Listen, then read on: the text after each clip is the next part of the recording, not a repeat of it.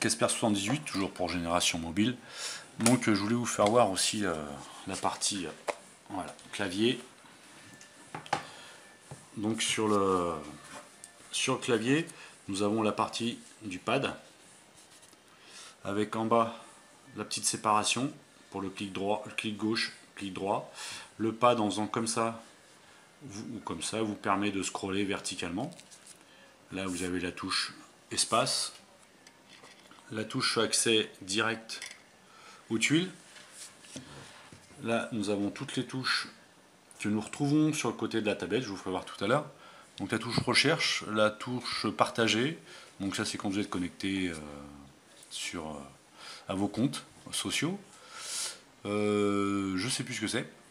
La touche pour paramétrer, bon après vous avez les touches classiques, hein, n'est-ce pas? Là c'est le connecteur avec l'aimant là de chaque côté. Voilà. Donc tout est en espèce de petit velours sympa. J'ai un petit doute quand même sur la résistance à la longue, parce que vous voyez on commence à voir là, moi je me sers beaucoup du pad et on commence à voir les traces là, donc à voir ce que ça donne. Donc là ce que je vous disais, voilà on retrouve les touches là, donc la touche recherche, donc suivant où vous êtes, cette touche là vous permet de rechercher n'importe où en fait, c'est à dire que là elle me sert pour rechercher là, si jamais pour rechercher dans les applications parce que je suis sur le bureau. Si je suis par exemple sur Windows, voilà le Windows Store, et que je cherche une appli, par contre là je cherche ici, voilà, il va me rechercher une appli sur le Windows Store.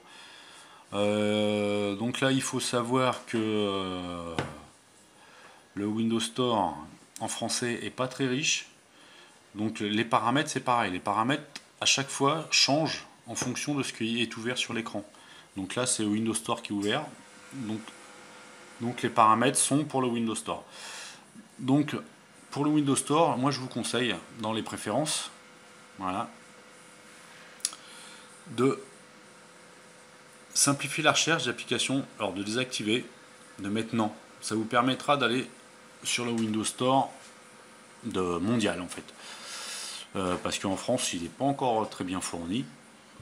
Donc voilà, bon, par exemple, après si je veux chercher une appli, je fais là.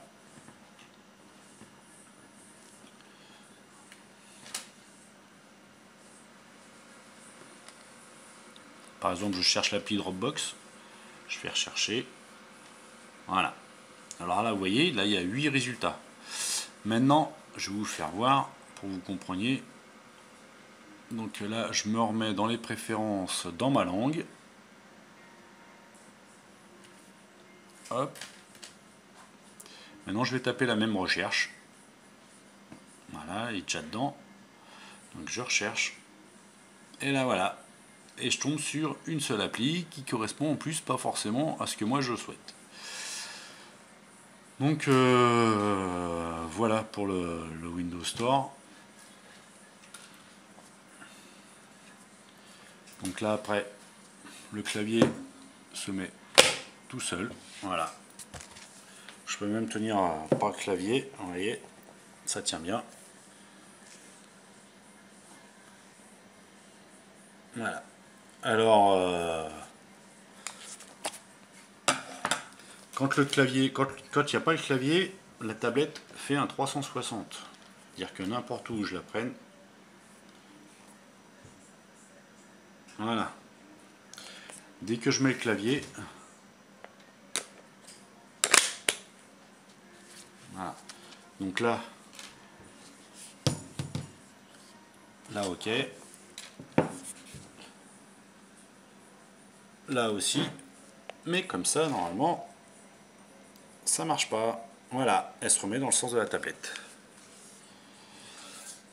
Et si je la mets derrière, voilà. Là, il me désactive la tablette, le clavier. Donc voilà, là, je peux rester dans le bon sens.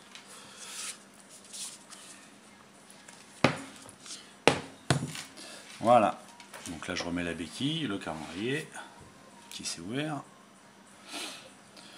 Voilà, bon j'espère que vous avoir fait une petite présentation. Bon, je sais que c'est pas top, mais bon, voilà. Vous avez un petit aperçu de ce que peut être Windows 8 sur la tablette en version RT, en sachant que la version Pro, je dirais, est la même interface, sauf que évidemment vous pouvez y mettre les applications que vous avez sur votre PC, que tout passe dessus. Sur celle-là, je ne peux pas installer d'application en point execute, alors que sur l'autre oui. Mais sinon l'interface est exactement la même. Voilà.